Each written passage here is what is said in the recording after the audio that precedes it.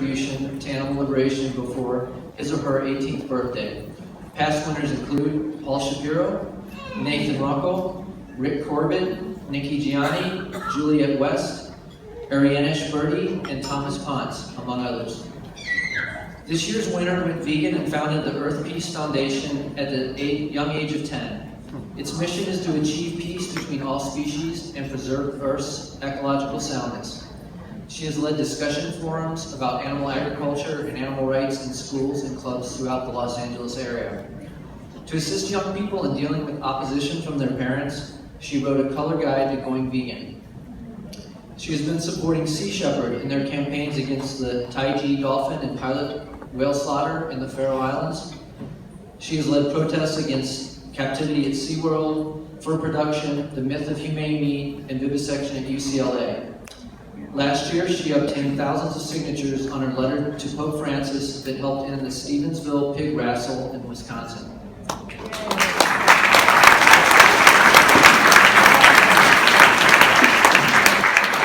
As a reporter for Jane Unchained, she has covered protests against fur, actions against Los Angeles animal care and control, and Sea Shepherd actions against whaling and dolphin slaughter. 2016 has been her most ambitious year yet. She is leading a historical campaign to get vegan food options installed on all cafeteria menus 5 days a week in the Los Angeles Unified School District.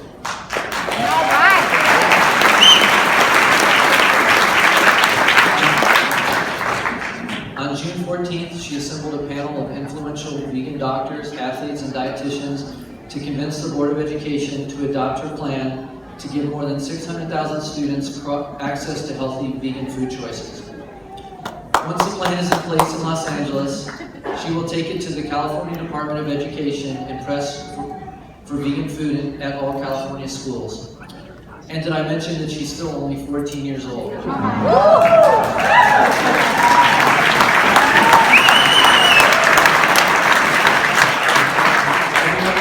Please help me welcome the Lisa Shapiro Young Animal Activist of 2016, Lila Copeland.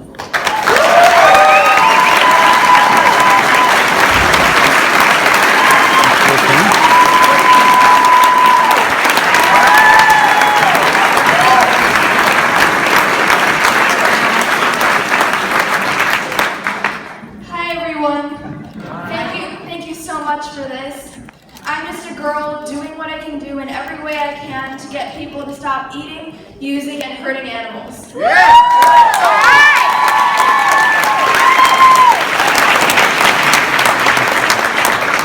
Thank you so much, Jack Norris, for nominating me. Your tireless work and innovation in spreading veganism inspires me. And I'm sorry guys, I'm a little bit nervous, so I need to refer to my notes for some training wheels here. I'm an abolitionist. I want all animal consumption and use to end for all time, and I especially stand up against the lie of humane animal agriculture and slaughter.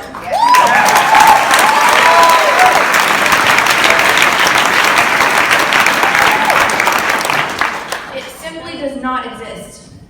My organization, Earth Peace Foundation, is an abolitionist organization. Okay. In case some of you aren't familiar with it, I hope you will check it out on Facebook. The reason I state exactly what we are about is because I have to talk about something in our community that has been bothering me for some time. I mean, mainly here in the Southern California community. For the past few years, I've seen pretty much constant fighting, insults, and drama in our community. People constantly jockey to be the authority or number one activist. Either one activist against the other, or factions facing off constantly. I see gossip and wild accusations that are usually baseless. All of this hurts the animals. I wanted to use this speech to address this for one reason. The animals need us. If we do not find a way to work together despite all differences of opinion, despite personal like for each other, the animals will never be free. We must keep our eyes focused only on the prize, and that is animal liberation. This is not about you and me.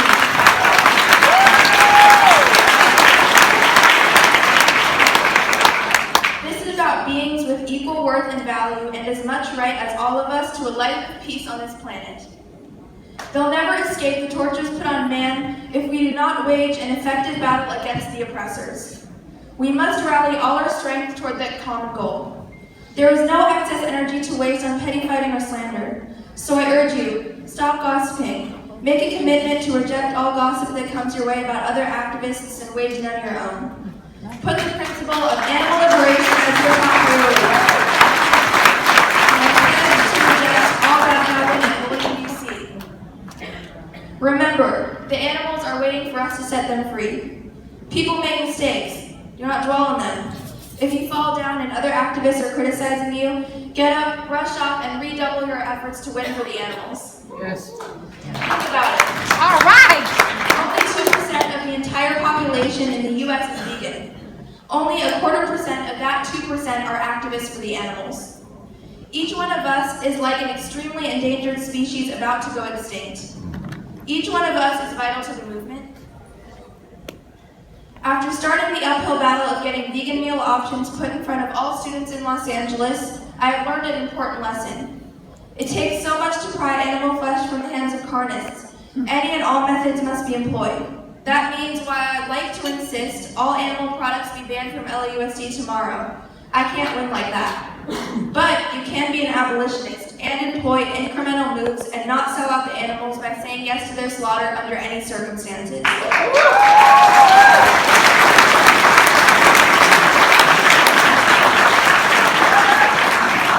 Last of all, I wanted to say to everyone here today who's an adult with any type of position in animal rights, if a child comes to you and asks you for support with an initiative that will save animals' lives, please don't say no to us.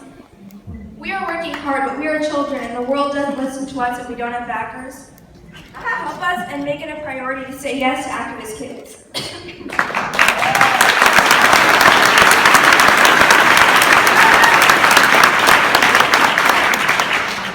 I have a group of committed animal activists who I can call friends.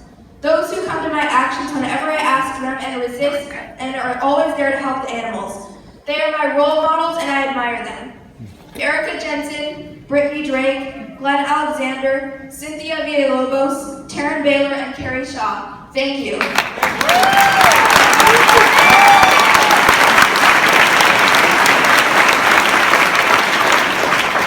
are many of you who support me from afar. Thank you to you all, especially Diane Sorby. And I have mentors who support me in what I do and help me when I ask. They make a lot of my actions possible. Gary Urofsky, Jack Norris, Jason Stefanko, and Jane Velez Mitchell. Thank you all for your inspiration and support. Also,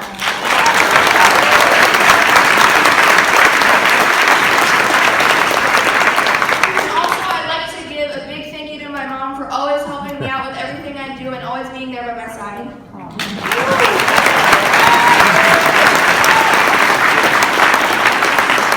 Thank you so much again for the award, and let's keep fighting for the animals.